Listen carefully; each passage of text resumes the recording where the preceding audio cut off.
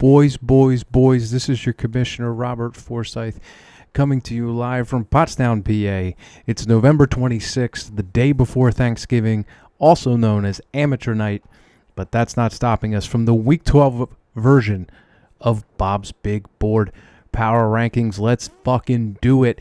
Number one hasn't changed, unfortunately. Chris fucking Collins picks up his 8th win of the season against a team that was right behind him in the standings, and also manages to bolster his wide receiver room with a trade that could really only occur with a manager who is completely clueless and runs 100% on spite.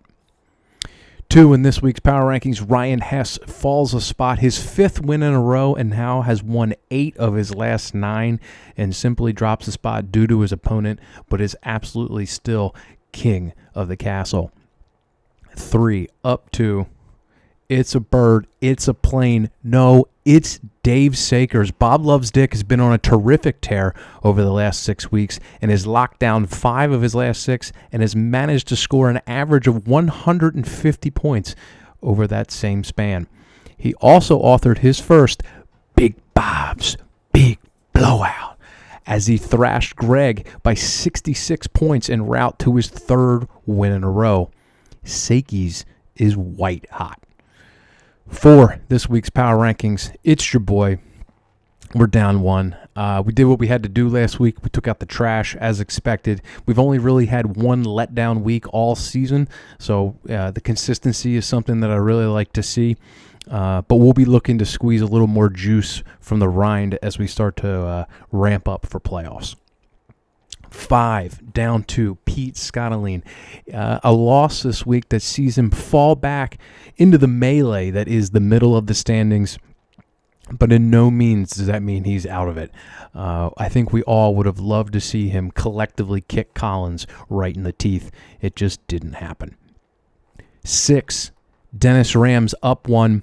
Was a bit of a must-win weekend for D the League, and the team definitely rallied around its manager and did just that. A modest 130 points put Coob right to bed, and Dennis continues to tread water in the playoff pool. 7, Jack Horner up a spot. Horner may finally be getting reprieve from the murderer's row schedule he faced earlier in the season as he disbarred the law firm last week. He's now picked up back-to-back wins and will get basically a playoff preview this week when he faces Collins. 8, Brian DeMarco down 2, loses and left 33 points on the bench. Salt in the wound. Brian and the boys have now lost 4 straight and will certainly be fielding phone calls all week. 9, Phil DeAngelis. Hate to say it, but I think the air might be starting to leak out of his balloon as Belt to Ass Tour 2025 has squandered all of its mid-season momentum and has lost 2 straight. DeAngelis does get a gift in Week 13, and he's absolutely going to need it to keep his slim playoff chances alive. 10, Mike Jennings up a spot, loses, but at least he put up a fight.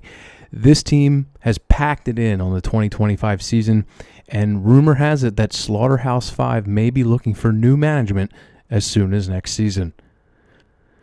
11, Greg Bartholomew. Jesus Christ, this team is as pitiful as it gets, and they've managed to score under 100 points for the 3rd time this season. The fact that they are still even in playoff contention conveys that this year's 8 seed is going to be super weak. And 12th, certainly last Jeff Kuba. Thoughts and prayers. Well, gentlemen, that's Week 12 wrapped up Power Rankings. Enjoy a wonderful Turkey Day, and we'll see you next week.